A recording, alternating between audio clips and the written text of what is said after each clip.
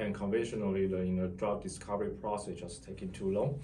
From the very beginning to the patient, it takes around more than 10 years, and then it spends more than $2 billion USD. So welcome back to the Seoul Speakers Bureau's 톡터뷰. The COVID-19 pandemic has already lasted more than 2 years. The devastating pandemic has increased the possibility to end with the advance of the vaccines. In fact, making a vaccine or new drugs is an area requiring many time and researches and capital. And have you heard that the AI helped this process speed up? So I would like to have a conversation with an expert on this area who visited Korea recently to participate in the recent meeting. So today's 톡터뷰 with Dr. Jimmy Lim, the CEO of 인실리코 Medicine, Taiwan.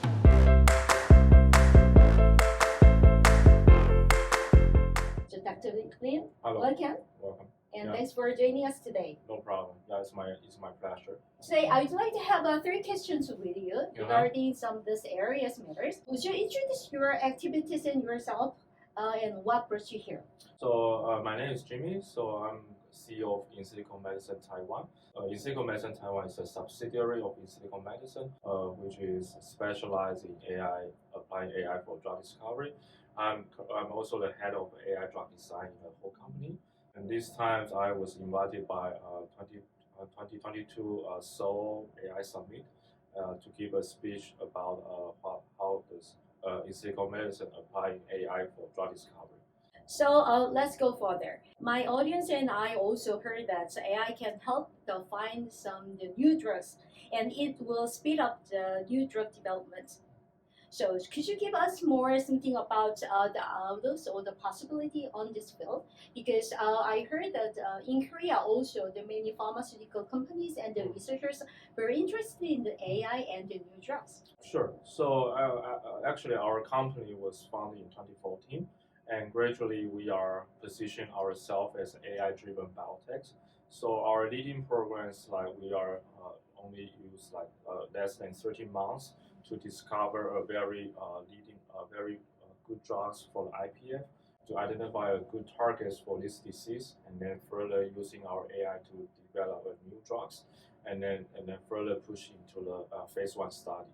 So in the preclinical stage, we only spent less than 13 months, which in the conventional drug discovery, probably you need to spend like 5 years for that. So which in using our technology, we can really shorten the process and then minimize the cost you spend on the preclinical stage. The ultimate goal is we want to deliver the drugs to the patients as soon as possible, because there are so many unmet medical needs in the clinics. So I think the patients are waiting for drugs. And conventionally, the drug discovery process just taking too long. So in general, I think in the previous statistics, from the very beginning to identify good targets and all the way to develop drugs, finish the phase 3 clinical trial and to the patients, it takes around more than 10 years, and then it spend more than $2 billion USD. So that's why we think that AI can really help to shorten the process. And we also have many programs coming out, oncology, and also in the fibrosis. So I think we really believe that the AI can really make a great impact in the drug discovery field. Sure. So you have a lot of partners in the university on the researchers all. In the same time, you have also the partners and the clients in the pharmaceutical area also. So recently we have a very big deals with Sanofi, a very renowned pharmaceutical company in the world. And in that collaborations, we work together to design some small molecules like which can targeting some undruggable targets. And also we have many collaborators also in Korea. So we want to bring our technology to Korea industry and then companies, and hope to help you apply our AI technology to speed up the drug discovery process.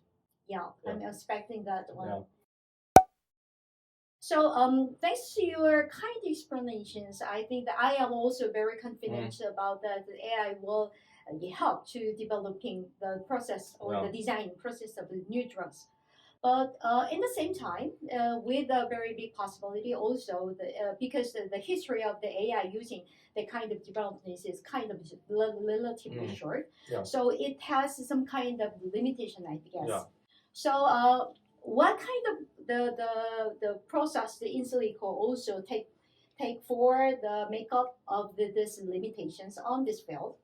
Yeah, I think it's a good question. So when our company just founded, we are very focusing on developing a state-of-the-art algorithm, AI algorithm for drug discovery, and we did so, and then also apply to our own pipelines, and also apply to the collaboration with other big pharmas.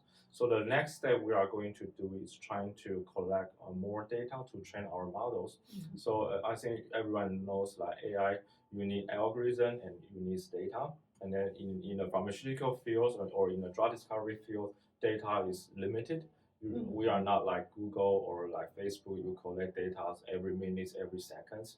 But for in the pharmaceutical industry, actually every data need some kind of process in some different kinds of assets in order to accumulate a decent amount of data to be trained on the models. So in our case, we think we know the limitation we have right now.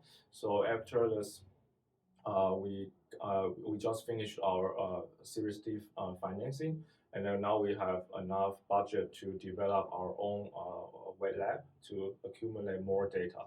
And our goal is to have a wet lab which is automatically operation, so there's no human intervention at all. So, but the lab can probably you can imagine that there are several robots that working in a lab like 24 hours a day, 7 days a week, and then to accumulate more and more data.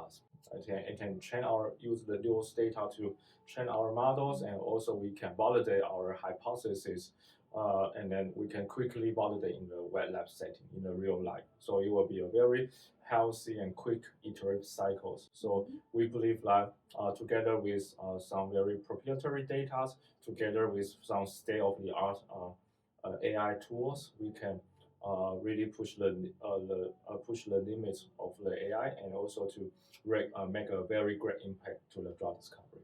Oh, good. Okay.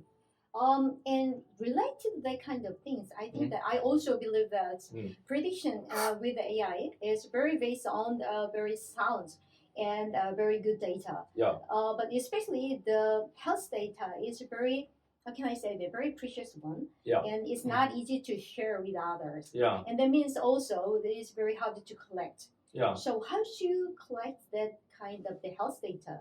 Yeah. Working with a hospital or something? Yeah, I think I think the data I just mentioned is not necessarily means that we need to collect the data from the patients, but it can be some data like we can collect from the biological lab, some from the cell lines, or from the mice, and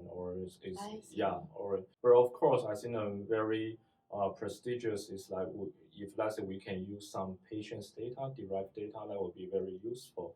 So actually we collaborate with many partners in the hospital or in the academics, trying to get some patient data from them, but it's not a patient privacy data. It's when they cut out their tumors, they can give us some species of the tumors, and then we can extract the gene information from the tumors, and then use those information to train our model to know what's the gene background of these cancers and why it makes it so malignant,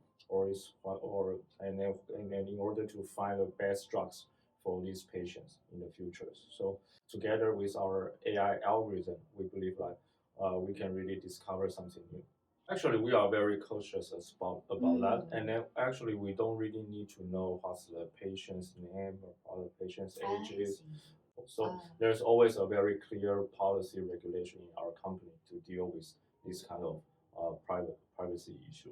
Recently, we can say that the longevity is expecting something more and more because of the health of the pharmaceutical the industry's developments.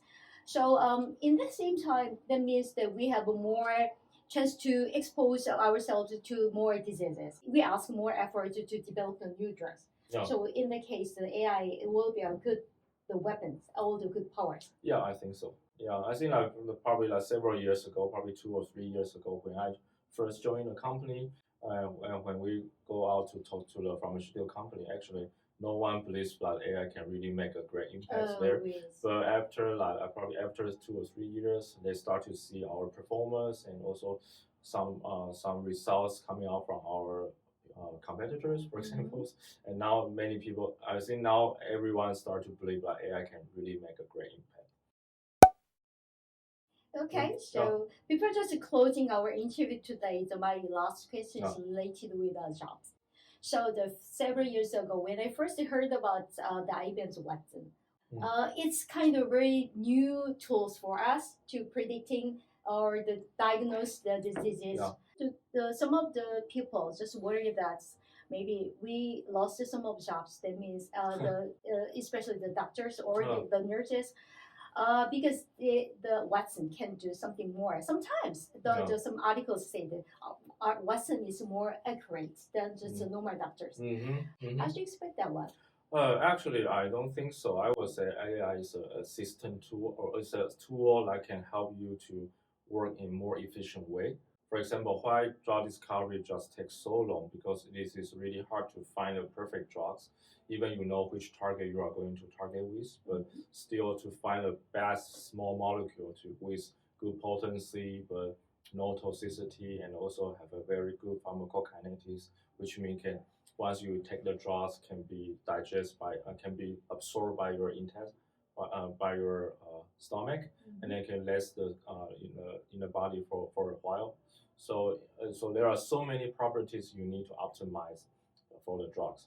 So, but previously, people doesn't know how to do it. I mean, it's not how to do it. Is sometimes you need to try and error and to find the best one. So that's why the whole process just takes too long, and then you need to synthesize a lot of compounds in order to find the best one.